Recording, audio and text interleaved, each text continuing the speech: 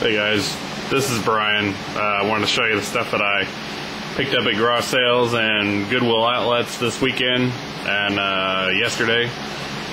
I've been pretty busy lately. I'm getting ready to go back to work. I'm a teacher, so it's back to real work and the end of my picking time for the most part, except for maybe a little bit on the weekends. So anyway, I just want to show you some stuff I found. This is, got a good deal on this, Nintendo 64. It came with a couple of the cords and everything, but this is all I have out right now. I got a couple games with it. Pokemon Puzzle League, 007, and Shadowman. And then the console itself, I only paid $2 for everything. It's kind of dirty, you might be able to tell, but for $2 I can probably turn around and make 20 on that. I don't have any controllers or anything with it, so and I couldn't get one of the games to work, so anyway, we'll see. Next thing here, I don't know how many of you guys ever picked these up, little garage door remote openers. I've sold a few of these in the past, and they'll always sell for between $10 and $15. If you started at $10 or $15, you'll get that for it. So they had $3 a piece marked on these at the same sale I got the Nintendo 64 from, and I ended up paying $3 for all of them, so $1 a piece. I'll get $30 out of that pretty easy. So if you ever see these little boogers, pick them up. You'll get $10 to $15 pretty easily out of them. So something a little bit different. Next thing, I actually picked this up at the Goodwill outlet. I actually paid like $3.20 at the Goodwill outlet yesterday, and I got some pretty awesome stuff.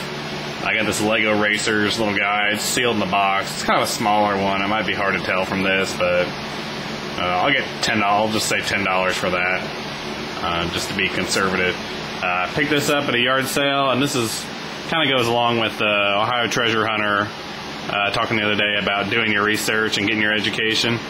So I actually saw this at a yard sale or garage sale, whatever, earlier in the summer, and I passed up on it. And I wish I would have bought it, because when I looked afterwards, I saw how much it was selling for. So when I found it this time around, I thought, oh, I'm not passing up on it this time. So I paid $3 for this game, Heroescape. It kind of goes along the lines of like your Dungeons and Dragons type of stuff or whatever. So I paid $3 for this, and I should get around 30. So not bad. Also, this is like Ohio Treasure Hunter shout out video, I guess, because I also got this Wonder Pets flyboat little guy. She talked about one of her videos a few videos ago maybe, and except mine has all the people, so I know you're jealous.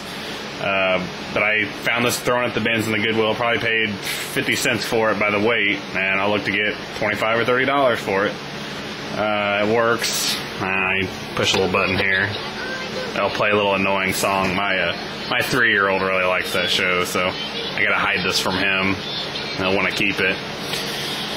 Alright, I'll move to other stuff. Oh, Nintendo back there, paid $3 for it. Didn't come with any of the consoles or the cords or anything, but $3 isn't bad. This is kind of the crown jewel of my picking this weekend. I found this at the Goodwill outlet.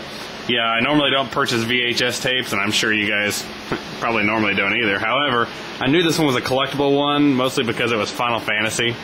And anything Final Fantasy is collectible, easy to sell. This is actually copyright 1994, which is kind of at the beginning of the Final Fantasy thing. It's kind of one of those anime, manga type of deal things or whatever. It's a 2-disc VHS set. They've never even been watched. At least one of them didn't look like it's ever been watched.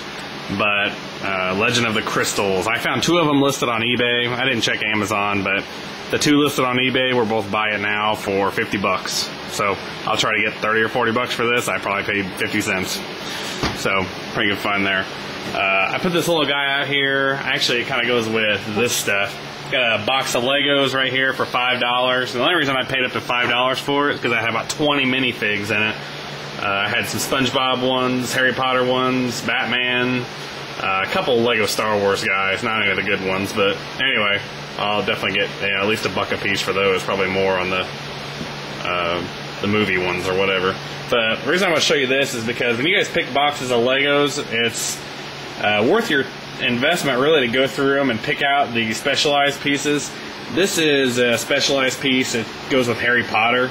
And if you can find pieces that are unique to a certain set of some type, like a Harry Potter, it's not out of the question to maybe get $5 a piece for little pieces like this.